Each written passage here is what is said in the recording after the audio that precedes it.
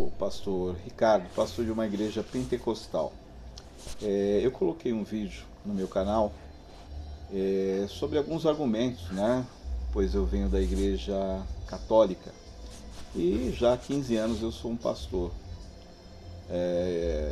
Desde 1987 eu fui chamado pelo Senhor. Mas é claro, esse vídeo ele gerou uma repercussão. E eu gostaria de responder aqui alguns questionamentos, algumas perguntas que foram colocadas através deste vídeo. E aliás, eu incentivo realmente para que as pessoas venham a perguntar, porque a palavra de Deus ela é verdade eficaz e absoluta. Então, se a palavra de Deus ela não suporta nenhum questionamento, então ela não é a palavra de Deus, porque a palavra de Deus é verdade absoluta, ela se sobrepõe a todo questionamento contrário contra ou sobre ela. Então o senhor Antônio, né, nosso irmão Antônio, católico, ele argumentou com Mateus 16:18. Tu és Pedro, e sobre esta pedra edificarei a minha igreja que é católica desde o princípio. Então, nós sabemos que nós lemos uma tradução. A Bíblia ela não foi escrita em português, ela não foi escrita em inglês, ela foi escrita em aramaico, hebraico bíblico, ou paleo-hebraico, e o grego koiné, o grego popular.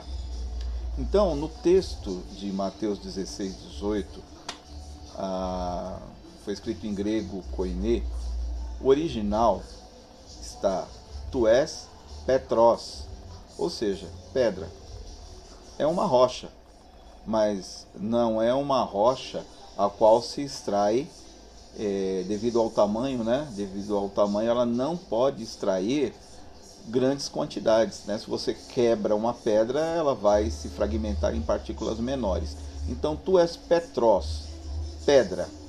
E sobre esta pedra, que é uma rocha, um penhasco, é uma rocha que você não pode atirá-la. Então, da rocha sai a pedra. Ambas são rochas, mas Petros é fragmento. Então, tu és Petros, pedra, e sobre esta pedra, que é rocha, a qual é Jesus Cristo, a qual é Jesus dentro de Pedro, edificarei a minha eclesia. Eclesia nunca foi, nunca será igreja católica. Eclesia são cristãos de todas as épocas, todos os lugares, que formam a igreja mística, a igreja espiritual, que vai morar no céu. Então a igreja católica é mais uma instituição, porque em 1 Coríntios 12:12, a carta que Paulo escreveu ali aos Coríntios, ele menciona que Jesus é o cabeça e que é o cabeça do corpo místico. E o corpo místico, ele tem vários órgãos. E esses órgãos representam as comunidades, as pessoas que se juntam em comunhão. Então, a Igreja Católica ela não pode ser o corpo místico, porque ela não é espiritual, ela é física. A Igreja Católica ela não é vários órgãos, ela é apenas um órgão. Ela quer ser o corpo inteiro, sendo pé, ou sendo uma mão, ou sendo um rim. Então, os órgãos são diferentes. Um é rim, outro é coração, outro é pulmão, outro é pé, outro é mão. São órgãos que são essenciais em comunhão para o corpo místico. E é isso ali que Paulo quis responder. Então, nós temos também outros questionamentos. Nosso irmão @levanta e vai, bem sugestivo. E ele menciona ali, gostaria que mostrasse a fonte referente a essa sua fala de Constantino, pois não acho em nenhum documento isso. É algo que, se não tem base histórica alguma, isso foi proclamado pós-protestantismo. Muito pelo contrário. Porque o nosso intuito aqui não é puxar a sardinha para religião A ou religião B, porque Deus não é religião. O que está sendo ali mostrado através desse trabalho no meu canal são verdades históricas, verdades bíblicas, com fontes, com contexto, porque o que interessa é a verdade, porque se for mentira não tem razão alguma de eu estar fazendo um papel aqui de tolo, né? Falando besteiras aqui e indo contra Deus, mentindo, porque Deus não vai estar nisso. Mas, caro irmão, Eusébio de Cesareia, ele é do século IV, é amigo íntimo de Constantino. Eusébio de Cesareia também, ele faz parte da patrística, dos pais da igreja, os primeiros pais da igreja. Eusébio de Cesareia, além de ele ter escrito Vida Eclesiástica ali, não é? Contra as heresias, ele escreveu também Vida de Constantino. É uma publicação póstuma, ou seja, ele escreveu, mas não publicou, porque ele morreu antes. Então, Vida de Constantino, ali detalha toda a ação de Constantino, desde o do sonho, onde ele grafou ali o xiró nos escudos, ele sonhou com Cristo, grafou o xiró nos escudos, e também ali os feitos de Constantino, desde que ele se tornou ali sumo pontífice, que é uma tradição romana, ponte entre Deus e o homem. Através disso, ele fez ali o Edito de Milão, que ele deu liberdade de culto aos cristãos, devolveu terras aos cristãos, financiou, deu dinheiro aos cristãos, sendo ele o sumo pontífice, o líder religioso de Roma, dos cristãos. E ali a igreja primitiva, que tinha uma doutrina totalmente diferente e apostólica, ali ela englobou ali o romanismo, porque o imperador ele não podia ali, né, cultuar em cavernas ao relento, como era feito na igreja primitiva. Então se passou a erigir ali templos, né, igrejas palácio, que são a arquitetura da igreja católica hoje. O romanismo ele influenciou muito, e tudo isso está detalhado ali na vida de Constantino, né? As igrejas, dentre elas a Capela de São Pedro, ali ordenações eclesiásticas. Constantino ele não tinha nenhum conhecimento do cristianismo. Constantino tinha conhecimento do romanismo, né? Mas ele se declarava cristão. A mãe dele também foi aos locais santos e ali tomou para Roma ali a propriedade dos locais santos para ela, que são ali até hoje pertencentes à Igreja Católica. Então a igreja é Estado, isso aí é amplamente divulgado aí em quem conhece a história da igreja. E tem também ali dados minuciosos, né? São 5 volumes na Vida de Constantino, patrística de Eusébio de Cesareia. Então não é da minha cabeça e tem base. E muitas outras bases também, né? Eu só estou citando só uma base patrística. Além do Edito de Milão, que é uma base documental. Também ali as igrejas, né? Se você estudar a arquitetura eclesiástica desde Constantino, você vai ver ali que da igreja primitiva até hoje, né, o que perdura na igreja católica é a arquitetura romana, a arquitetura que vem do romanismo, tá bom? Então, vamos para outra pergunta. O irmão Antônio, novamente ali, ele diz: eclesia é igreja, que é católica desde o princípio. Eclesiástico, o termo eclesiástico, eclesia, mais moderno, realmente se refere à igreja. Mas eclesia, o termo grego, a definição, se refere a uma igreja espiritual, não a igreja católica.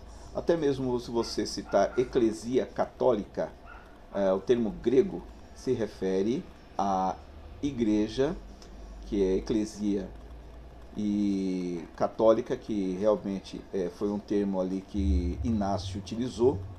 Esse termo se refere à parte de um todo, porque ele não foi ele que criou, mas ele utilizou, era um termo que já vinha sendo utilizado, né? Até em sites católicos também tem essas menções. Vem de kataholos, que significa parte de um todo, né? De um todo muito maior. Então, essa eclesia que é mencionada na carta aos Hermeniotas, ali onde Inácio diz aos hermeniotas, né, aonde está o episcopo, ali está a eclesia, não onde está o bispo, ali está a Igreja Católica. Isso é uma distorção, uma deturpação. Qualquer pessoa pode ver ali na carta aos hermeniotas, que está em grego, que está escrito dessa maneira e se refere a uma outra coisa. Até mesmo porque Inácio, ele vem do século I, ele não conheceu a Igreja Católica do século IV com Constantino. A igreja até o século III para IV, ela era primitiva, uma igreja apostólica, uma igreja que não tinha influência do romanismo. Apesar de alguns cristãos que estavam nos territórios conquistados ou propriamente em Roma, eram cristãos que não eram romanos, mas eram cidadãos, tinham ali a influência de imagens, né, como nós vemos ali nas catacumbas, a qual eu sou frequentemente questionado sobre isso, para tentarem embasar que a idolatria, as imagens, a mariolatria já era praticada. Inclusive, né, na oração a Maria, que é uma oração que não é do século I, é uma oração que provavelmente é do século IX. O próprio autor Robert, ele menciona isso. Vamos em frente. Ele diz que desde o princípio, desde Paulo, que veio a Roma falar com Pedro e outros apóstolos e os padres da igreja primitiva, já se referiam a Pedro como referência principal. Não, Pedro não era referência principal. Ele era referência principal na obra a qual ele fazia, mas todos os apóstolos foram referência principal. Todos eles foram chamados de apóstolo, que significa enviado como a mim mesmo, Jesus Cristo. Então, não havia um líder dos apóstolos, até porque Jesus disse, né, está em Mateus ali, eu não me recordo do versículo agora, não haja líderes entre vós, pois Cristo é o vosso líder. Isso vocês podem pesquisar, normalmente vocês vão encontrar. Então, não havia um líder dos apóstolos. Nem mesmo houve líderes, né, entre bispos, porque o próprio Hipólito, que era um antipapa, ele era contra essa ideia de um bispo ser bispo dos bispos, né, o que ocorreu posteriormente, mesmo ele sendo contra. Sobre ali o que você disse, que Paulo foi a Roma encontrar com os demais apóstolos, isso é uma informação inverídica, porque Paulo ele foi ali aprisionado, né, provavelmente pelo imperador Nero, e ali ele morreu, combateu o bom combate. E as primeiras igrejas fundadas, a primeira igreja foi a igreja de Jerusalém, presidida por Tiago, irmão do Senhor. E depois, as igrejas fundadas por Paulo foram notórias, as 7 igrejas da Ásia Menor, ou Turquia, igrejas diferentes, ali estão nas cartas no Apocalipse, ali o Senhor falando a cada uma delas, né, cada uma delas com uma ação diferente, o Senhor corrigindo ou o Senhor aprovando. Então, a igreja de Antioquia, ela foi fundada por Paulo e por Pedro.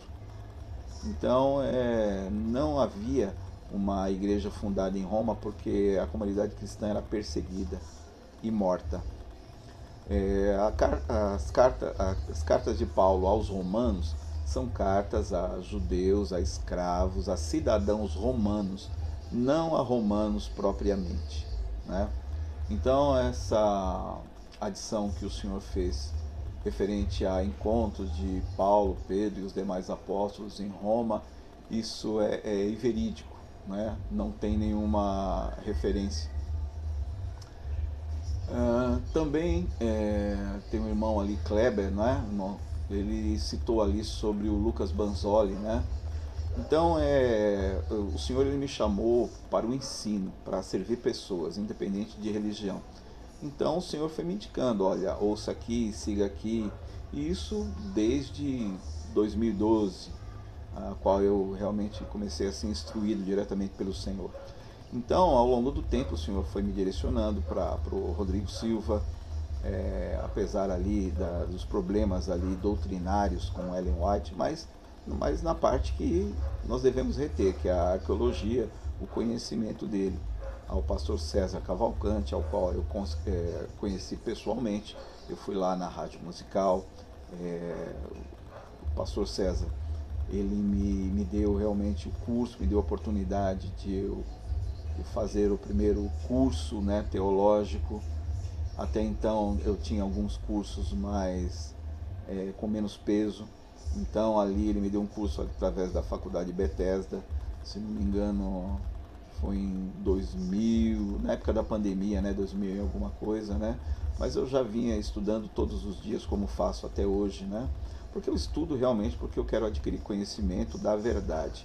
Então, de 2012 até a data de hoje, 2025, eu estudo diariamente não só a história da igreja, como as línguas originais, hebraico e grego koiné, como também tudo que o Senhor ele me imbui para que eu possa aprender e frutificar. Então, a teologia sistemática, a teologia pentecostal,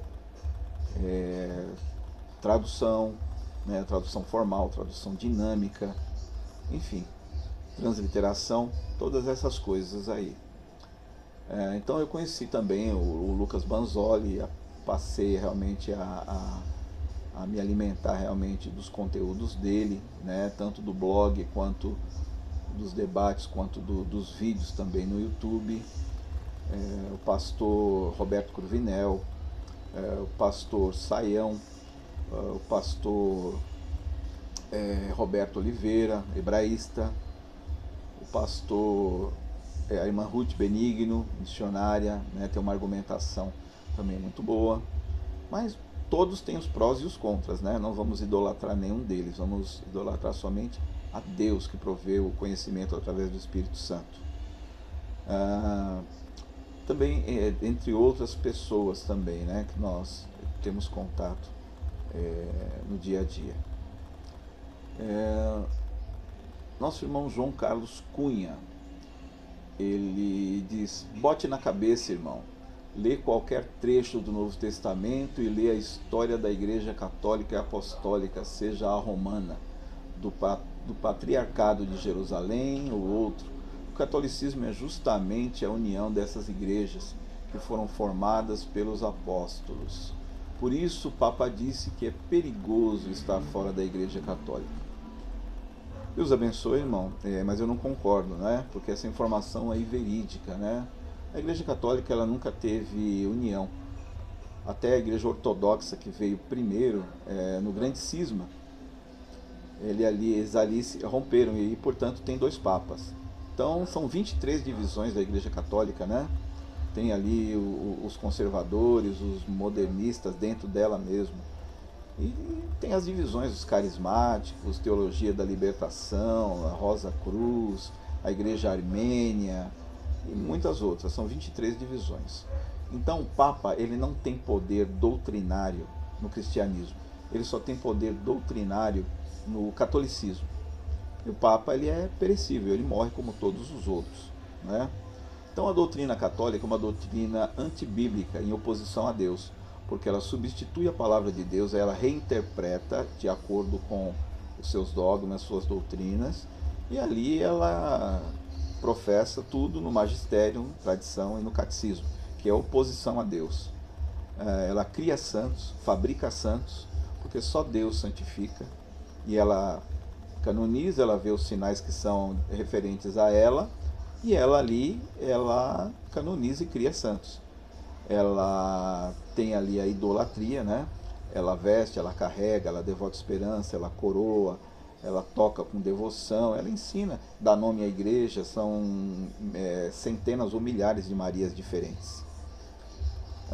Então, essa doutrina que o irmão crê, que o irmão foi imbuído a acreditar, nada mais é que o romanismo, o catolicismo, que vem do Império Romano, né, que já faliu, que já acabou, mas a Igreja Católica continua, né, na doutrina, nas vestes, inclusive até aquele solzinho na cabeça dos santos, das imagens, aquele solzinho nada mais é que uma atribuição que vem ali dos soldados romanos, dos solis invictus, a qual eles conquistavam muitas terras, muitos países, e tinham influência deles, né? O mitraísmo vem da Pérsia, que hoje é o Irã, o Iraque, né? A Babilônia. Então tem aquele solzinho, o culto ao sol. Então isso aí é paganismo, isso aí não tem nada a ver. Também aqui nosso irmão Retaguarda 123. Pastor, nunca mais volte para essa seita papista. Não se deve abalar pelos comentários, não se deixa abalar pelos comentários dos adeptos dessa seita, nem um segundo sequer. Realmente, né, eu concordo que Paulo disse que toda igreja que prega Jesus Cristo, ela é uma igreja boa. Então a igreja católica, ela tem ali uma finalidade de pregar a Jesus Cristo. Só que tem todo o romanismo, toda a heresia, toda a oposição, né? Então realmente é uma seita. Eles acusam a igreja protestante, a igreja evangélica de seita, mas seita é uma igreja que ela pratica doutrinas sectárias, como doutrinas dela mesma, como eu acabei de falar. É claro que há muito misticismo, há muitos erros na igreja protestante também, né? Homens usando vestido, rodando, homens com espada, mulheres, pastoras. Apesar que eu acredito no pastorado feminino. O pastorado feminino ela se dá através do marido, como uma só carne. Ambos pastoreiam, não podem pastorear sozinhos. Então, dessa forma eu acredito. Acredito também na repercussão corporal, que são os movimentos emanados pelo Espírito Santo, não praticados pela própria pessoa. São movimentos que não é que toma ali o livre-arbítrio, mas são emanados mediante ao júbilo, né? Aí se gera movimentos, mas perfeitamente controlados ali pelo indivíduo. É uma expressão de alegria, né? Uma expressão de uma emoção espiritual. Assim como as línguas estrangeiras e línguas estranhas. Também é um outro vídeo, né? Que tem alguns que eu já falei sobre isso, estão aqui no canal. Então vamos em frente respondendo aqui todas as perguntas. Tem aqui nosso irmão Rogério do Nascimento. Quanto à tolice desse pastor, está estudando pouco e mal. Conforme eu já falei, não é? Eu estudo todos os dias. Eu leio a palavra todos os dias, porque é um prazer você ler a palavra e você ter ali a revelação pelo Espírito Santo do que significa, do que ocorreu, do que você deve fazer, do que realmente é. Isso é um prazer. Isso se chama dom do discernimento espiritual. Não é um dom para você ser mais do que ninguém, não é um dom para você ser uma pessoa superior, mas é um dom para você servir pessoas, para você entender a partir do Espírito Santo de Deus. Amém? Eu vou ficando por aqui para o vídeo não ficar muito longo e eu volto, né, com a resposta das demais perguntas aqui no canal. Deus abençoe, fiquem na paz do Senhor. Estou aqui no depósito, né, um ambiente mais tranquilo. Apesar que esse depósito aqui é um depósito aqui que eu uso aqui para a área da churrasqueira, né?